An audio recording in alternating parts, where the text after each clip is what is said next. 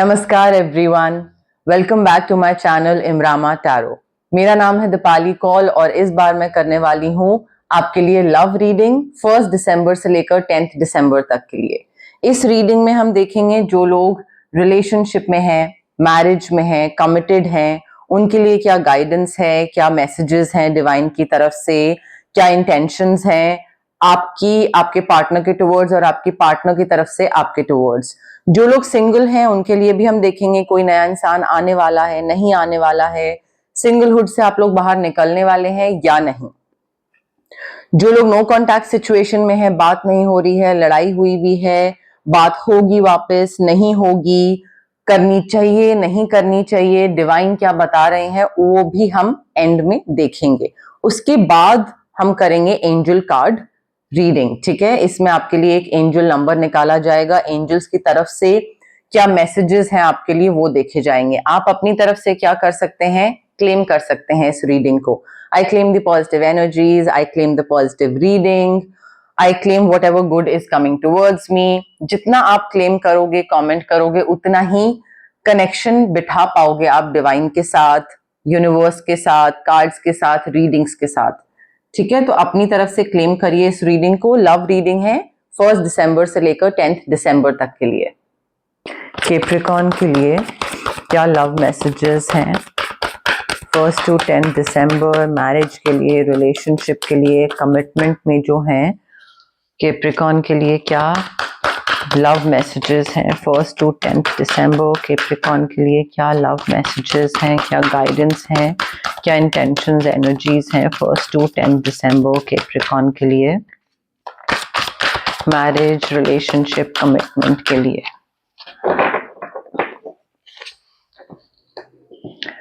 Capricorn देखिए, आपका जो रिलेशनशिप है या शादी है या कमिटमेंट है, जिस भी आप अभी सिचुएशन में है, अरेंजमेंट है, आई फील आप इसमें बहुत मेहनत कर रहे हैं और बहुत एफर्ट डाल रहे हैं इस रिलेशनशिप में। बट यहाँ पे मुझे ऐसा लग रहा है कि एफर्ट डालना should be like a two way thing. ठीक है, आप भी एफर्ट डाल रहे हो, दूसरा भी डाल रहा है, यहाँ पे सिर्फ आप डाल रहे हो। You are working too hard और maybe you are working for too many hours. आप बहुत ज्यादा एफर्ट और बहुत ज्यादा मेहनत और वो सब चीजें दिख रही हैं। थोड़ा सा बैलेंस लाने की जरूरत है यहाँ पे इस रिलेशनशिप में। हेल्थ प्रॉब्लम्स दिख रही हैं मुझे, स्ट्रेस की वजह से सारा बर्डन, सारा रिस्पॉन्सिबिलिटी, सारा स्ट्रेस आपके ऊपर आ रहा है, थोड़ा ओवरवेलमिंग हो रहा है।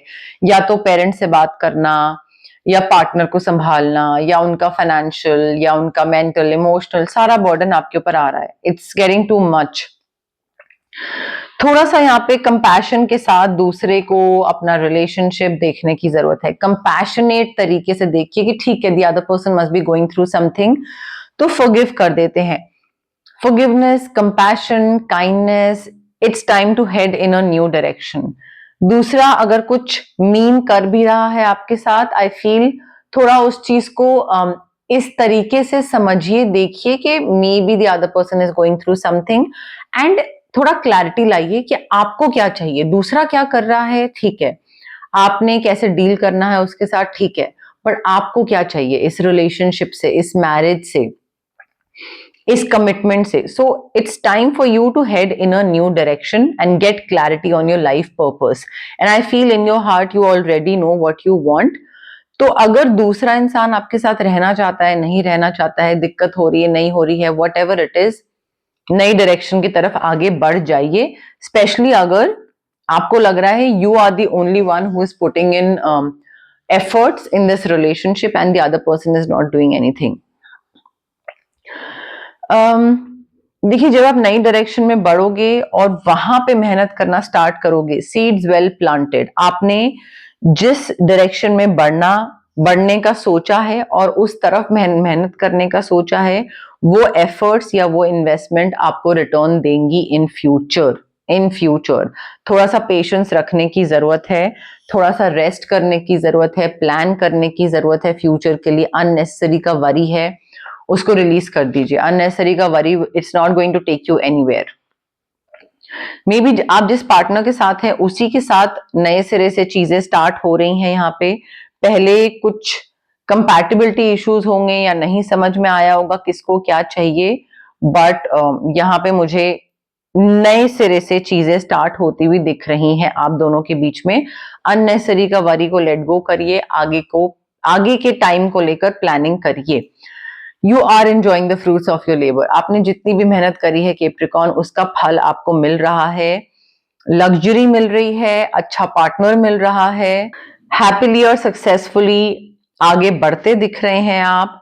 मुझे ऐसा लग रहा है कि स्ट्रेस होगा, ओवरवेलमिंग हो जाएंगी कई चीजें, बट फिर रिन्यूअल भी उस इंसान के साथ हो जाएगा, फॉरगिवनेस, रिन्यूअल, और तब आपको एफर्ट्स या रेसिप्रोकेशन या रिवॉर्ड आपको मिलना स्टार्ट हो जाएगा। सिंगल कैप्रिकॉर्न के लिए क्या लव मैसेजेस हैं 1st to 10th December? Single Capricorn के लिए love messages 1st to 10th December. Single Capricorn के लिए love messages 1st to 10th दिसंबर। कैप्रिकॉर्न देखिए, यहाँ पे बच्चे जो है ना वो इशू बन सकते हैं। अगर आप सिंगल हैं और अगर आप ढूंढ रहे हैं, कोई सिंगलहुड से बाहर निकलना चाह रहे हैं, मे बी आप सिंगल पेरेंट हैं या मे बी दूसरा इंसान सिंगल पेरेंट हो, बट यहाँ पे आई फील बच्चों के होने की वजह से इशू क्रिएट हो सकता है यहाँ पे, ठीक है? या may be you don't want kids and the other person wants kids, तो वो भी एक क्लैश हो सकता है कि भाई मुझे बच्चे नहीं चाहिए, मुझे चाहिए।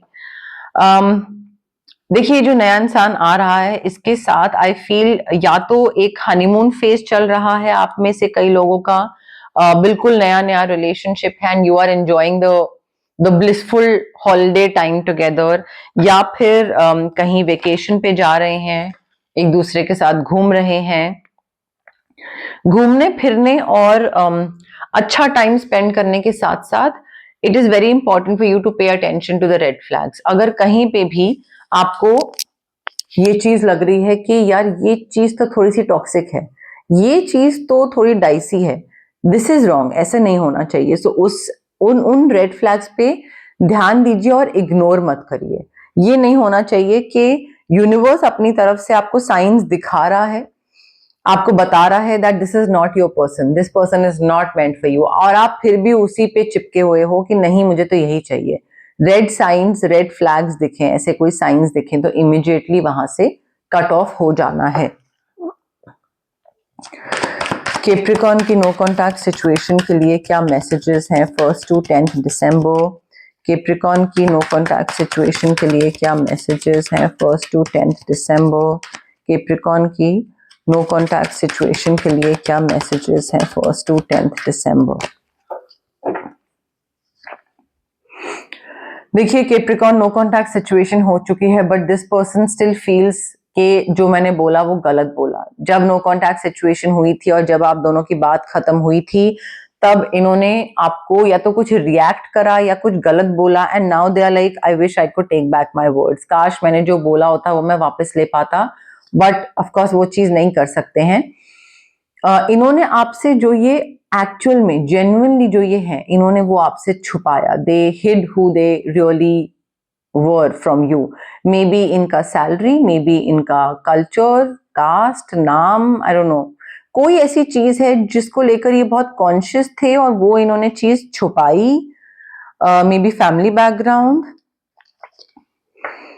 एंड ऑफ कोर्स ये अब सोचते हैं कि काश मैंने बेटर तरीके से ट्रीट करा होता कैप्रिकॉर्न को, काश आई wish I treated you better, काश मैंने ज्यादा ध्यान रखा होता, काश मैंने ग्रांटेड ना लिया होता, काश मैंने वो चीजें करी होती जो जिनसे तुमको खुशी मिलती है। But of course what's done is done, damage is done now, you can't do much about it, ना आप ना वो, बट नो कॉन्टैक्ट सिचुएशन हो चुकी है and this person is like काश चीजें ठीक हो सकती होती। रेमेडीज पे आते हैं। जो लोग रिलेशनशिप, मैरिज, कमिटमेंट में हैं, यहाँ पे आई फील ऑरा क्लेंजिंग की जरूरत है। अगर आपको बर्डन, स्ट्रेस, इन सब चीजों से बाहर निकलना है, ऑरा क्लेंजिंग जरूरी है आपके लिए। उसके साथ साथ यहाँ पे स्विच वर्ड भी यूज कर सकते हैं आप, मैनिफेस्टेशन के लिए काफी हेल्प करेगा और प्रॉब्लम से निकलने में भी काफी हेल्प करेगा। जो लोग सिंगल हैं, यहाँ पे अगेन स्विच वर्ड आपका सोलमेट मैनिफेस्टेशन के लिए या फिर रोज क्वार्ट्ज रेकी इन्फ्यूज क्रिस्टल, अगर आपको सोलमेट मैनिफेस्ट करना है तो उससे एक तो रेड फ्लैग्स वाला इंसान आपसे दूर रहेगा, और क्लेंजिंग भी करवा सकते हैं अगर आपको कहीं पे भी टॉक्सिसिटी या नेगेटिविटी फील हो तो।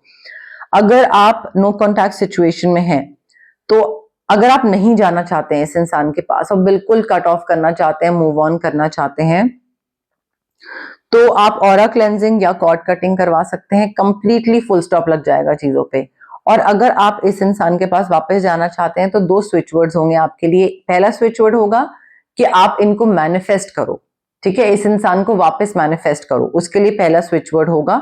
और दूसरा होगा कि जब ये इंसान को आप मैनिफेस्ट कर लो तब आप दोनों के बीच में चीजें ठीक हो जाएं, ठीक है। तो वो 2 स्विच वर्ड्स आपको साथ में चैंट करने पड़ेंगे, बट रेमेडीज को फॉलो करना जरूरी है। देखिए बहुत से लोग क्या करते हैं, रीडिंग सुनते हैं, अच्छी अच्छी चीजें सुनते हैं और फिर उनको लगता है कि हाँ ठीक है हो गया काम।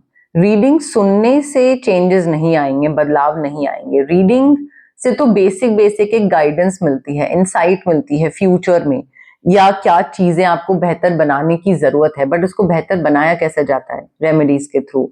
चेंजेस कैसे लाए जाते हैं, रेमेडीज के थ्रू। बदलाव एक्चुअल रेमेडीज के थ्रू ही आता है, तो इसलिए रेमेडीज को फॉलो करना बहुत जरूरी है। अब हम देखते हैं एंजल नंबर डेक से कौन सा एंजल नंबर इंपॉर्टेंट है आपके लिए और एंजल्स की तरफ से क्या मैसेज है आपके लिए। फर्स्ट टू 10th दिसंबर एंजल नंबर कौन सा सिग्निफिकेंट है first to 10th December, angels की तरफ से क्या मैसेज है first to 10th December, angels की तरफ से क्या मैसेज है फर्स्ट टू 10th दिसंबर, जैसे कि मैसेज है कैप्रिकॉर्न फर्स्ट टू 10th दिसंबर।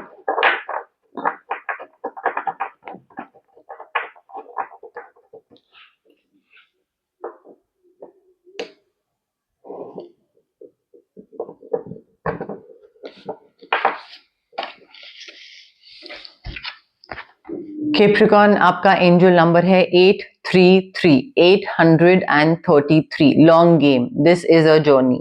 आपके एंजल्स आपको एनकरेज कर रहे हैं कि आप फेथ रखिए डिवाइन टाइमिंग पे। कोई चीज अगर अभी नहीं हो रही है that means it is not suppose to happen right now, और कोई चीज अगर बाद में होगी तो वही उसका सही टाइम होगा। डिवाइन टाइमिंग में फेथ रखिए। नया बैलेंस्ड हैबिट्स जो हैं, जो आपने अभी अभी फॉर्म करी है अपनी डाइट को लेकर या अपने इमोशनल पैटर्न्स को लेकर, whatever the new balanced habits you have formed are not temporary, ये परमानेंट है। वो they are meant to be implemented for the rest of your journey. पूरी लाइफ लॉन्ग आपको ये हैबिट्स बना के रखनी पड़ेंगी जब तक आप अर्थ पे हैं, ठीक है। रिफ्लेक्ट करिए अभी इस टाइम पे कि आपका mindset, how can your mindset shift to better accommodate your new routines.